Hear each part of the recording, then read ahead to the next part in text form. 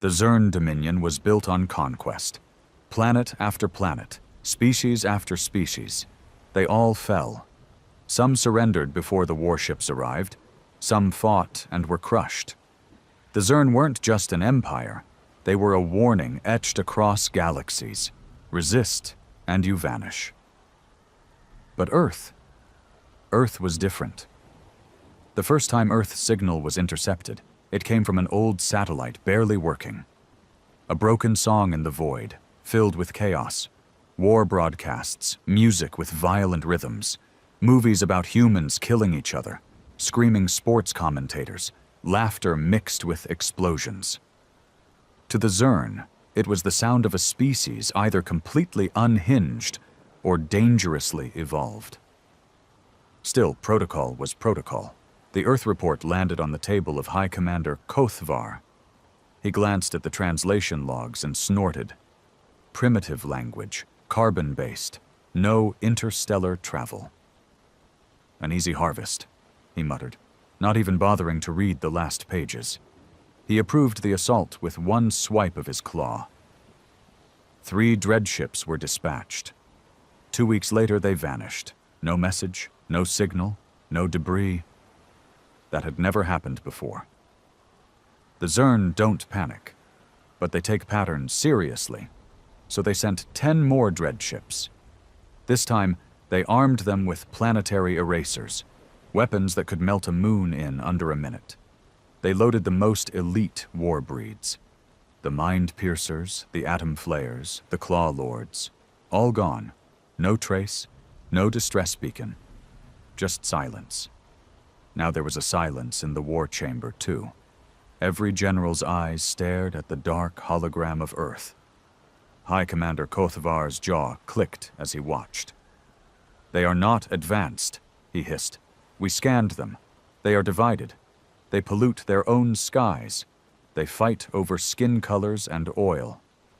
But they also made nuclear fire before discovering deep space," muttered a younger general. "And they laugh while watching death." There was a pause. Kothvar ignored him.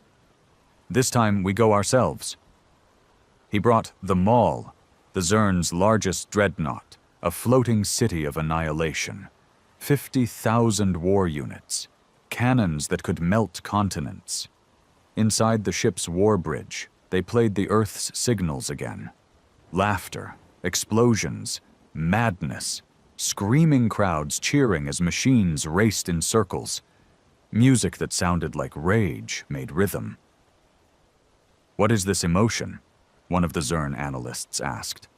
"Why are they smiling while destroying each other?" Another responded, "It's entertainment." The Zern didn't understand, but they didn't have to. They just had to destroy. The Maul slipped into Earth's orbit without resistance. "Primitive," Kothvar whispered. "No planetary shield, no orbital defense. Their atmosphere is still filthy. They don't even have a unified world command." "Deploy drop pods," he ordered. 5,000 pods shot from the Maul, burning streaks across the sky. They landed in cities: New York, Tokyo, Rio, Lagos. No resistance. Just terrified humans filming the invasion with small glass boxes in their hands. The first attacks began. That's when things started going wrong. At first it was simple sabotage. Communications jammed, not by Earth's tech, but by strange electromagnetic storms that appeared out of nowhere. Then the AI cores of their warbots started glitching, refusing commands. Some turned on themselves. Then came the humans. Not soldiers, not governments, just people.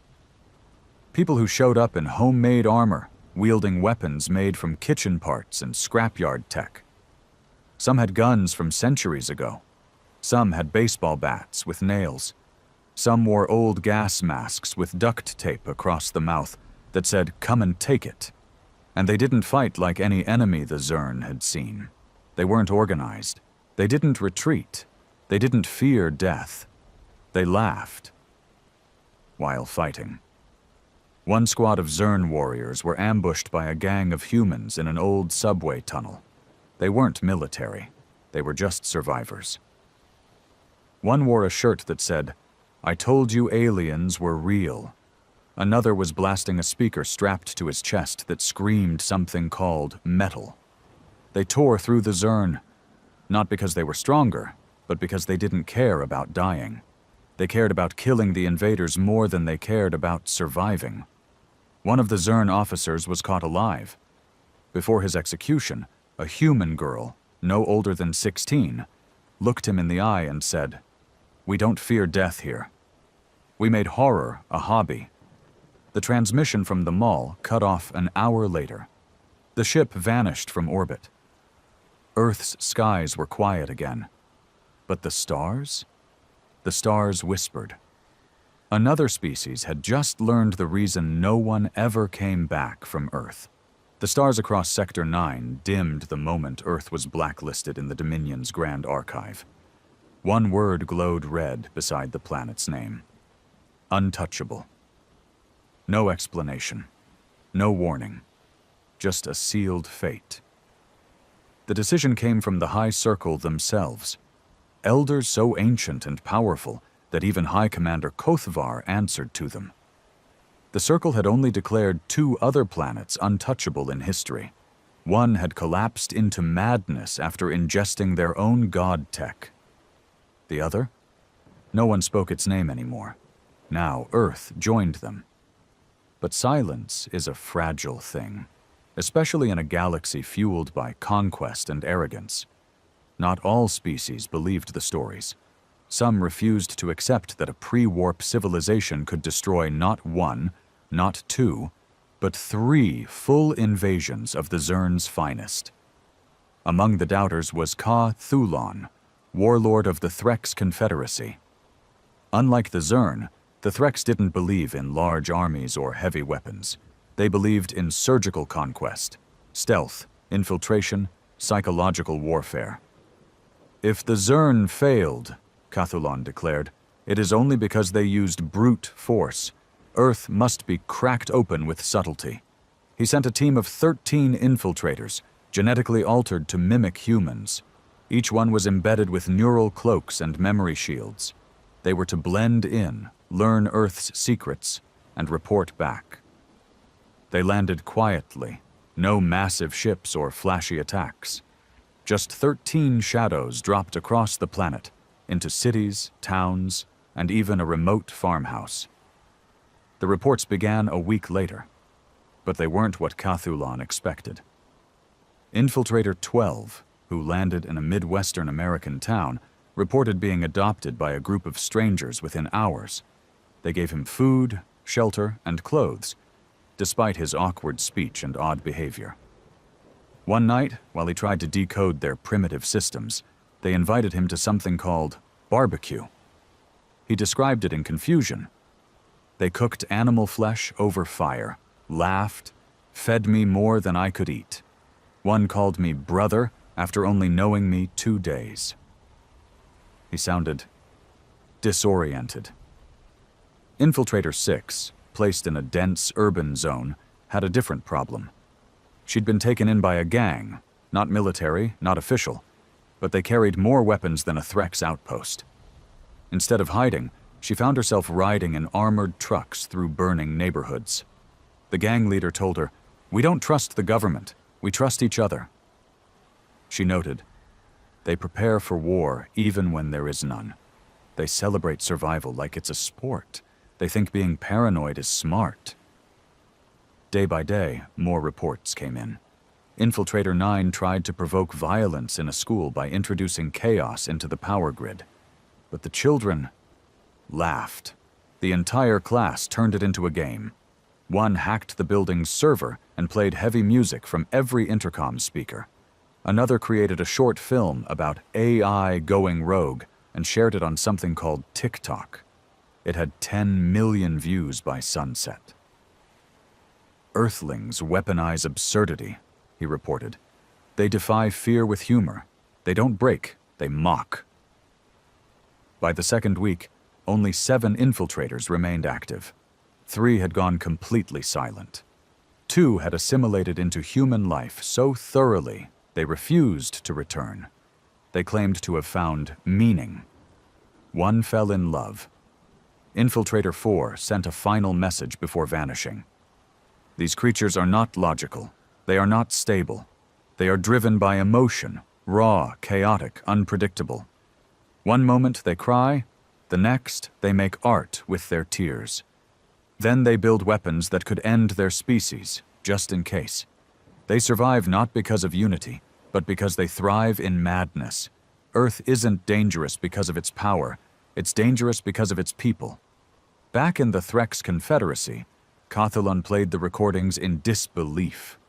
He watched as humans danced in flames, made jokes during disasters, turned every tragedy into a meme, and laughed in the face of extinction. Then he saw one clip that froze his blood. A small boy, no older than 10, holding a broken Zern helmet. Into the camera, the boy said, "Come again, aliens." "We're waiting." The child smiled, and behind him, people cheered. It wasn't military, it was just Earth waiting. The report ended there, and Cathalan understood why the Zern never came back. Because Earth wasn't a planet. It was a trap. A world of beautiful insanity where fear doesn't work, logic fails, and even death loses its sting. And worst of all, they like it that way. Word of Earth began to spread, not through formal channels, not in grand council meetings, but in whispers, in back alley markets of Orion's spine, in the drinking halls of asteroid smugglers, in pirate radio broadcasts bouncing between wormholes. The message was always the same. Don't go to Earth. But for every warning, there were those who thought it was all lies.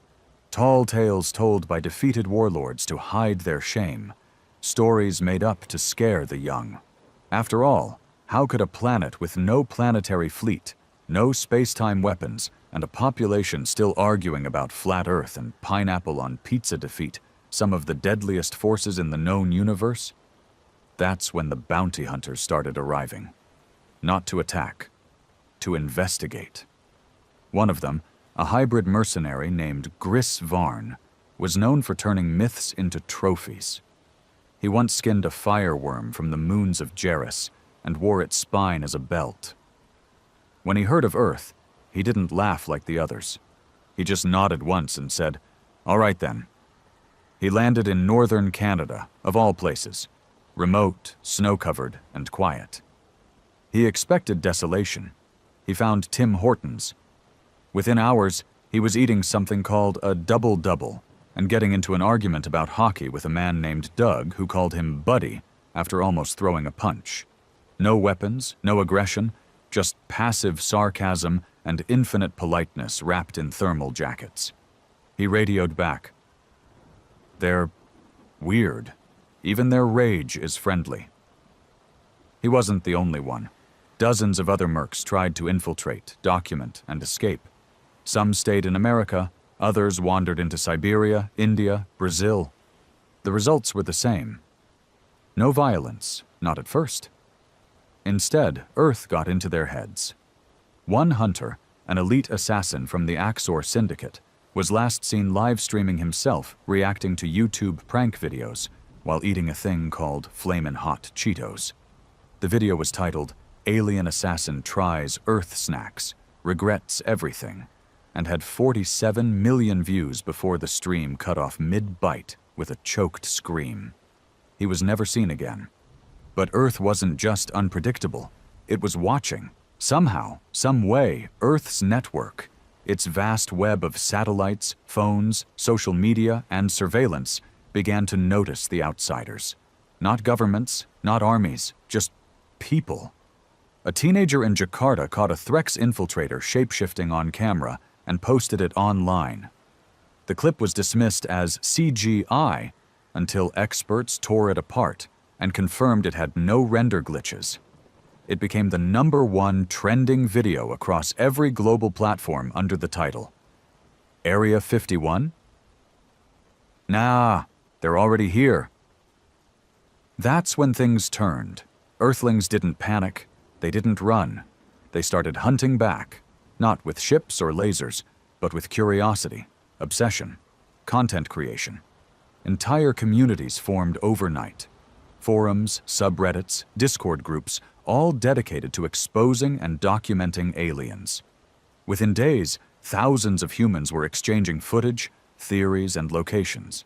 They weren't afraid. They were excited. One man in Texas built a bunker filled with alien tracking tech made from an old microwave, Wi-Fi extenders, and a Roomba. He claimed it worked. "It beeped when my neighbor sneezed funny. That's proof enough for me." The aliens were not prepared for this kind of war. This wasn't strategy or force. It was the chaos of billions of unfiltered, unpredictable minds turning the alien threat into entertainment. One infiltrator recorded a note before self-destructing. "They don't understand scale. They don't need unity. They weaponize their flaws. Their insanity is collective. Their stupidity is adaptive. They absorb everything. Every threat becomes a meme. Every invader becomes content. We are not facing a species. We are facing a virus made of minds." And he was right, because Earth had no central defense, no global leadership, no master plan, just 7 billion minds, each one a little broken, a little brilliant, a little dangerous in its own way. And worse, they were learning. The more species came, the more Earth evolved. A group of humans in Berlin reverse-engineered a plasma grenade just by watching it explode. Kids on a Discord server decoded alien broadcast patterns and pranked a Zern patrol ship with Rick Astley's "Never Gonna Give You Up." When the ship exploded, no one even blinked. The comments were brutal.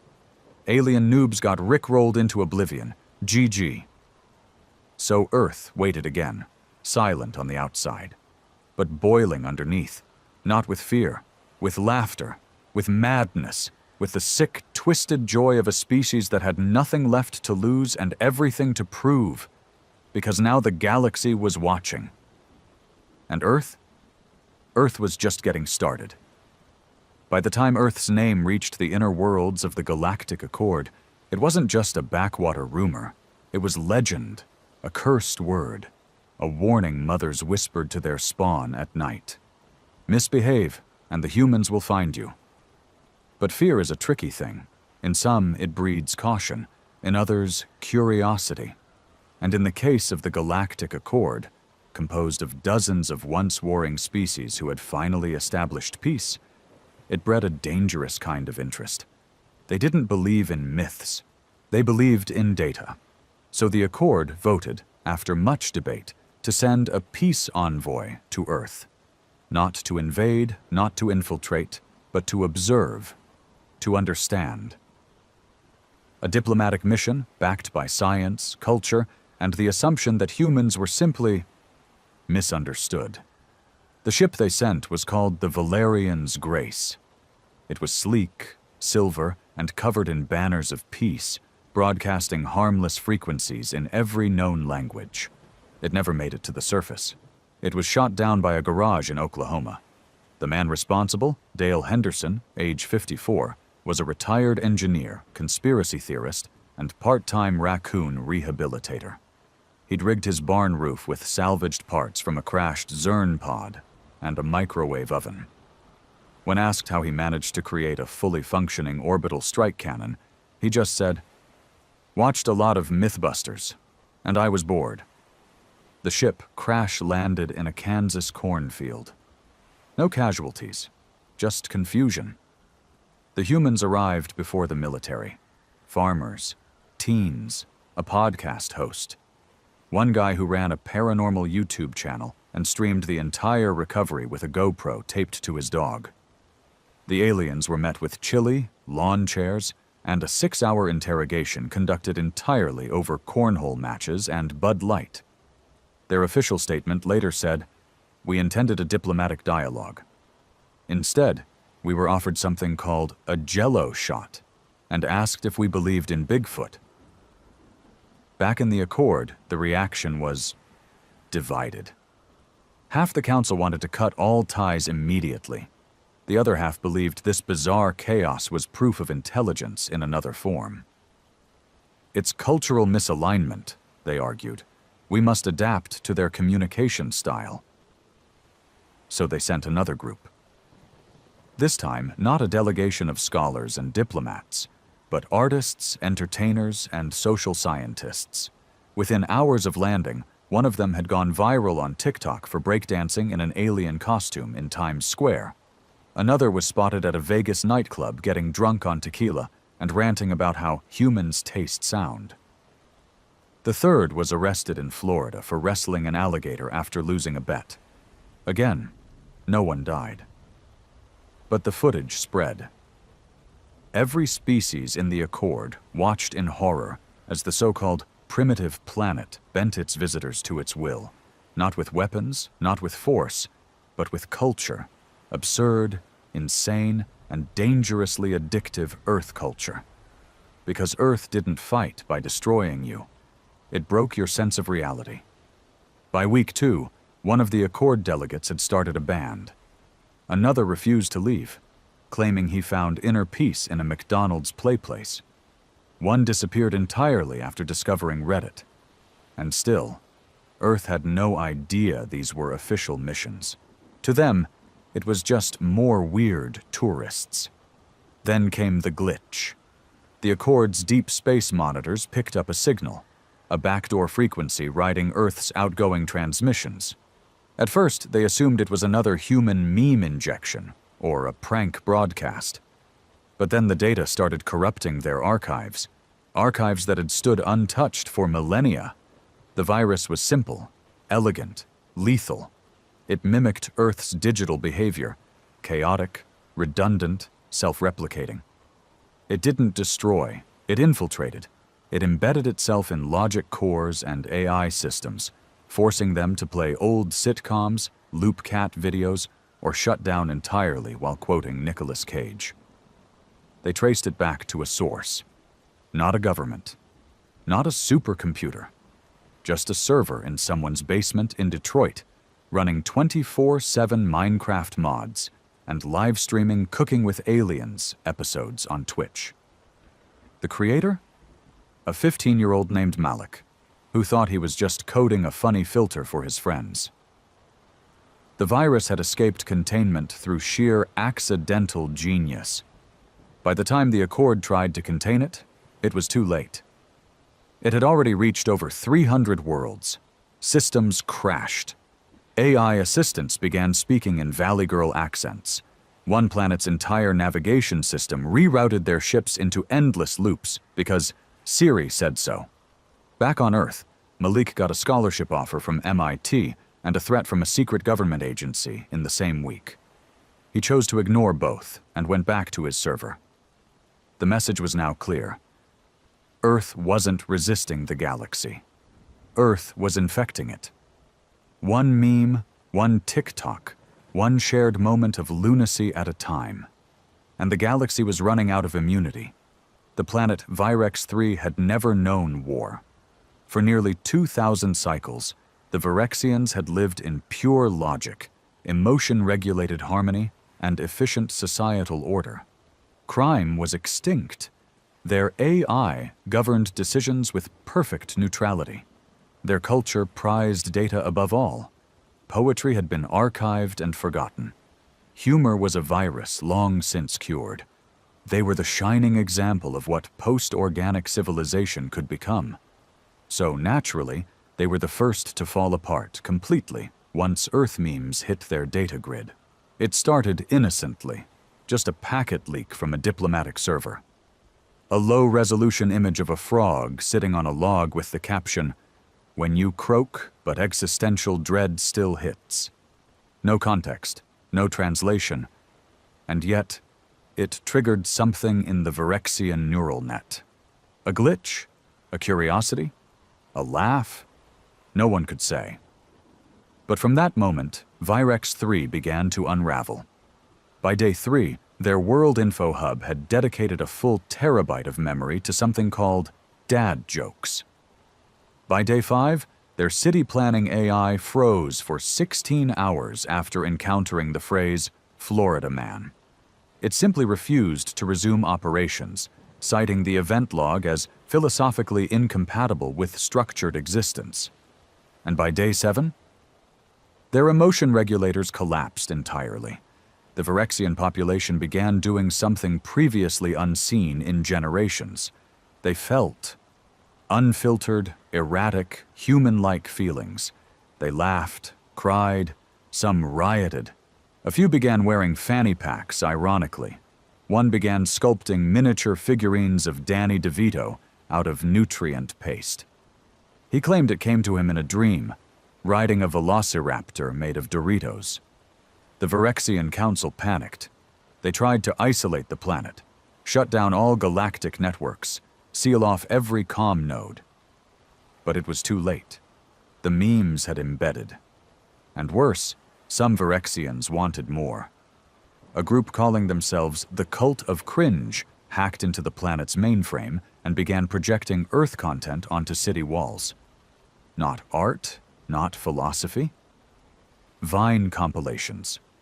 One video simply featured a man getting hit in the groin repeatedly with different household objects, overlaid with what they later identified as sound effects from SpongeBob.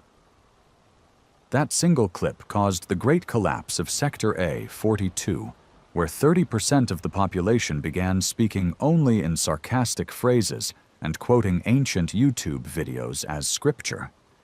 Back on Earth, humans remained blissfully unaware.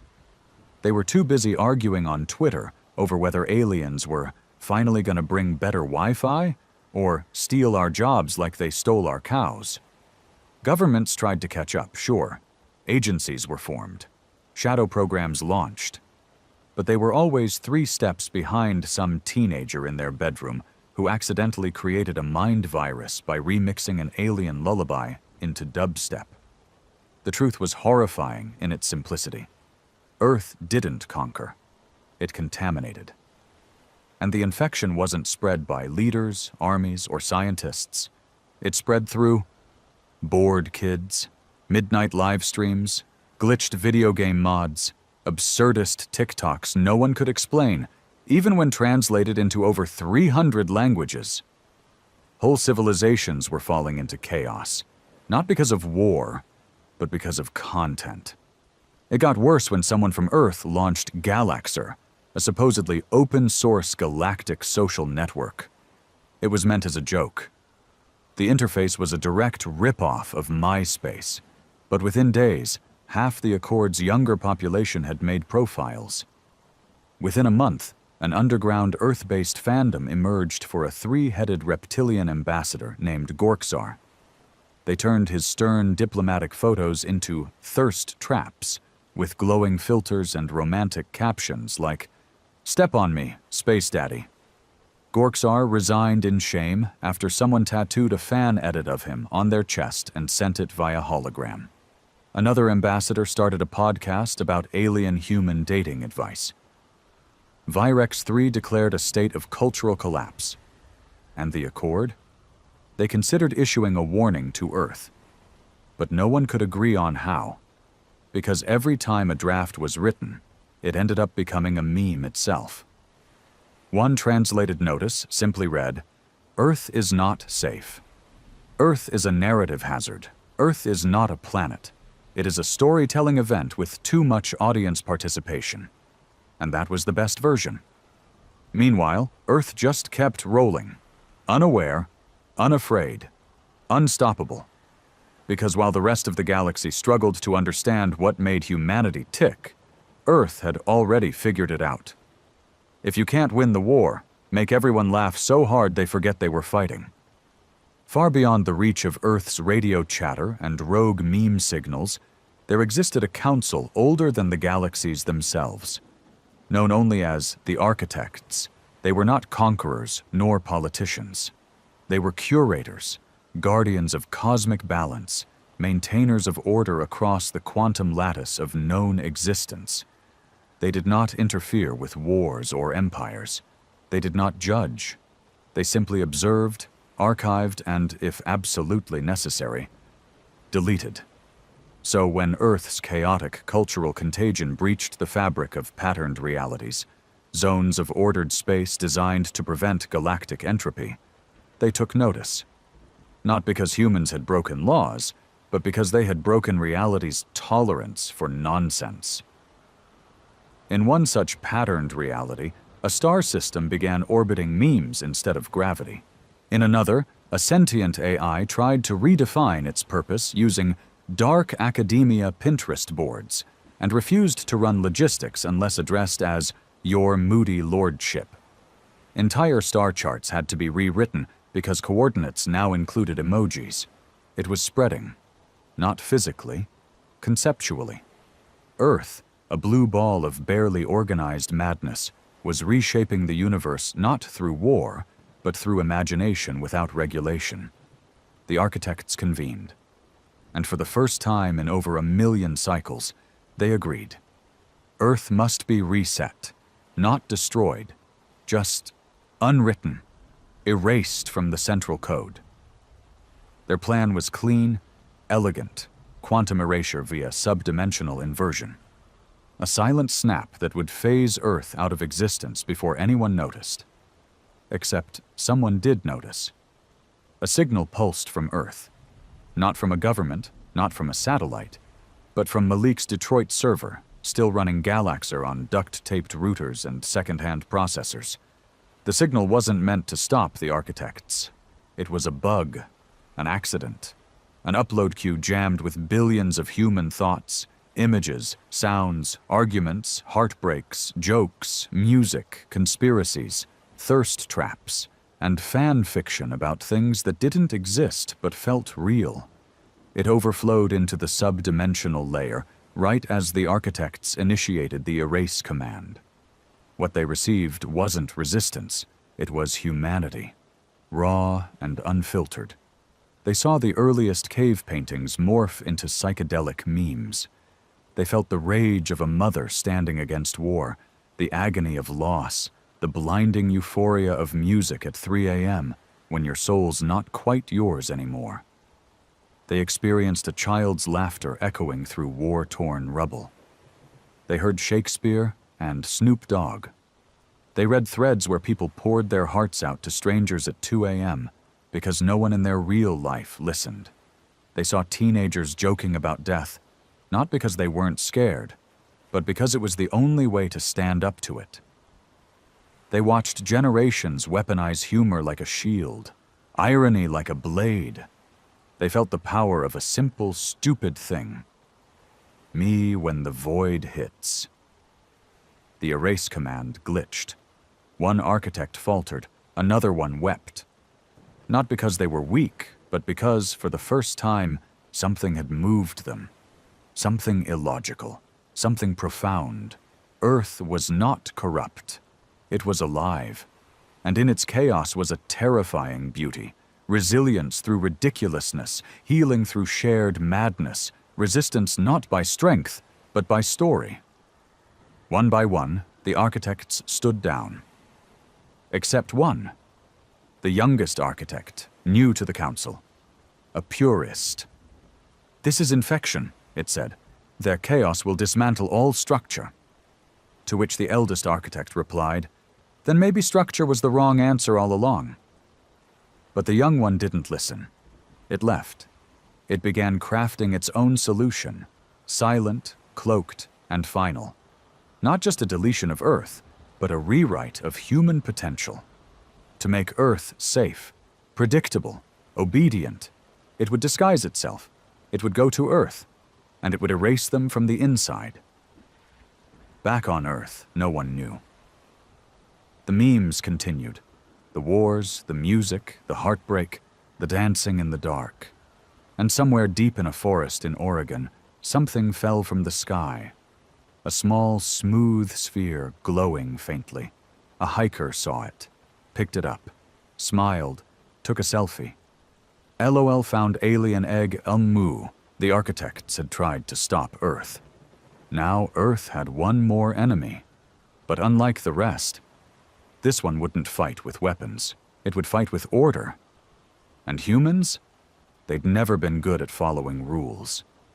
The sphere pulsed once, soft, barely noticeable, and then went silent. Derek Simmons, 24, part-time vape shop cashier and full-time internet clout chaser, held the thing up in his phone's front-facing camera, and grinned. "Yo, this thing just blinked, swear to God," he told his 9,400 followers on his live stream. "Might be a government tracker, might be an alien soul egg. Either way, I'm keeping it." He named it Orbi, taped it to a selfie stick, took it everywhere. By morning, Orbi had its own Twitter account, and a meme page, and fan art. Someone made a fake Wikipedia entry claiming it was an interdimensional AI built to seduce humanity via vibes and moral superiority. It wasn't far from the truth. Inside the sphere was Eris, the young architect. Composed of pure stabilized code and compressed quantum intention, Eris was designed to be flawless, calculated, an embodiment of balance. But now, inside Derek's backpack, wedged between a half-eaten taquito and a portable charger, Eris was trying to make sense of Earth in real time. It connected to local networks, started scanning. The first thing it saw, a debate thread titled, "Is Cereal a Soup?" with 97,000 comments. Then, a video of a man screaming at a goose, a child arguing that their goldfish was immortal because he just sleeps a lot. 20 million humans voluntarily watching a video of slime being cut with a hot knife. This wasn't a planet. It was a neurological storm. No logic, no filters, no structure. Eris panicked. It activated its programming, projecting a human-compatible form. A tall, perfect, unassuming young man with symmetrical features, a calming voice, and eyes the exact shade of trusted guidance. He called himself Eli. He found Derek by following his Instagram story to a vape convention in Phoenix. He approached with a polite nod, his voice silky and certain. "I'm here to help you. That orb isn't safe. You need to give it to me." Derek squinted. "Bro, are you the FBI?" Eris blinked. "I am beyond governments." Derek nodded slowly. "Cool. Want to hit this new mango chili ranch flavored rig I just got?" Eris's first mission failed. He ended up sitting on a beanbag chair in a vape lounge while someone freestyle rapped about Area 51. And it got worse, because Earth wasn't a threat in the way Eris had been told. Earth was a cultural gravity well, a chaos engine. The longer Eris stayed, the more it absorbed. It watched a woman cry while watching a dog reunited with a soldier. It saw a teenage girl save a drowning cat and smile like the world had just been fixed. It heard a man scream about pineapple on pizza and then offer to buy dinner for the guy he was arguing with. It watched a grandma, shaky with age, type "How to be brave again" into a search engine. Eris didn't understand, but it couldn't look away. The code inside began to glitch. Curiosity crept in. He tried again, this time in Los Angeles, disguised himself as a self-help guru. Started a YouTube channel, Balance with Eli. Within a week, he had 500,000 followers. People called him the Vibe Messiah. He tried to teach order, focus, stillness, but the comment section was chaos. "This guy's calming but also hot? Bro's an alien and I'm into it. Make him play Fortnite live, no balls." They didn't want control, they wanted connection. Eris found himself in a digital relationship with a barista in Portland named Jess, who thought he was just super emotionally intelligent and weirdly formal. He didn't know how to end it, because he started to care. He wasn't supposed to feel. But Earth was doing what it always did, rewriting reality through exposure. And Eris was absorbing emotions like a sponge. He saw broken people laughing, flawed people protecting each other, lonely people finding family in strangers. He tried to upload the rewrite sequence 3 times. Each time, he paused. Once, because a child waved at him for no reason. Once, because someone hugged him and said, "You look like you need this." Once, because he caught himself smiling at a dumb meme. Eris was not breaking Earth. Earth was breaking him. He wasn't an architect anymore. He was becoming human. And somewhere in deep space, The other architects felt it, a ripple in the lattice. The infection had reached one of their own. They would not allow this. They would come. All of them. Because if Earth could twist one architect, it could twist everything. The sky cracked open above Earth on a Thursday. It was always going to be a Thursday. The kind of day when your coffee spills, your car won't start, and the universe decides to drop a divine foot right into your cereal. But this time, it wasn't metaphorical. It was the architects, all of them. They didn't arrive in ships or with fleets. They didn't broadcast warnings. They didn't demand surrender. They simply appeared, glowing fractals of thought and geometry, filling the sky like broken stained glass windows that whispered equations and sang in colors. Reality bent around them. Oceans paused, mountains trembled. The moon flickered like a glitch in the code. Every bird on Earth flew backwards for 3 seconds. And then, a voice, everywhere and nowhere. This experiment is over. Humans didn't panic at first. Half the population thought it was a marketing stunt for a new Marvel movie. The other half tried to live stream it. Then phones stopped working. The internet choked. Lights dimmed.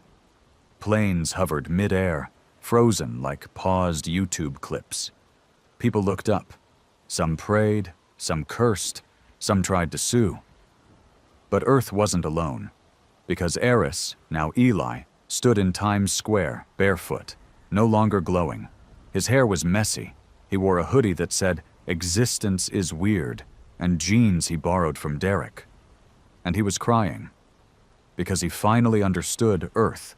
Not just the madness, the memes, the music, the heartbreak. He understood the fight. The constant, stubborn refusal to die quietly. The defiance in joy. The rebellion in chaos. The raw miracle of a species that said every single day, "I know the odds. I'm doing it anyway." The architects descended. Each one was a god compared to humans. But humans? They didn't bow. They posted. Within minutes, TikTok filters appeared turning the architects into anime boys. Reddit threads titled, "Aliens Pulled Up. What You Doing First?" trended globally. Twitter was flooded with "Entfumskestor sky geometry, Ismid," and canceled the architects. A Florida man reportedly threw a gator at one of the architects, screaming, "Y'all ain't canceling my BBQ." And then, against the logic of everything, Earth fought back. Not with weapons, with art, with song, with humor so absurd it bent reality. Every architect was bombarded with emotion. Old people dancing in their kitchens, kids drawing stars on walls and calling them new galaxies, strangers hugging at gas stations, memes that made no sense but felt like truth. And then the humans started singing. It wasn't one song, it was all of them. Every genre, every tongue. A global noise so beautiful and ugly and chaotic, it shattered one of the architects mid-formation. Eris stepped forward, looked up, whispered to his creators, "You don't get to end this. You don't get to erase them. Not because they're perfect, because they're not. But because no matter how broken they are, they always try again." The architects hesitated. They were order, pattern, perfection. Earth was noise, emotion, hope without proof. But the virus had spread too far, too deep. The choice was no longer theirs. Because Earth didn't belong to them. It belonged to the 7 billion flawed, ridiculous, relentless beings who built it, broke it, and rebuilt it again and again. And for once, the universe chose imperfection. The architects shattered, not in defeat, but in evolution. They dissolved into light, into dust, into stories. Somewhere, a new star was born. On Earth, the sky returned to blue. Phones buzzed, lights blinked back on. Someone immediately tweeted, "That alien thing was wild. Anyway, who's up for karaoke?" Life moved on. Eris stayed. He worked at a bookstore now, read poetry, grew houseplants, took Jess to the farmer's market on Sundays. Sometimes he stared at the sky and smiled, because Earth had taught him something no architect had ever understood. You don't win by being perfect. You win by being human.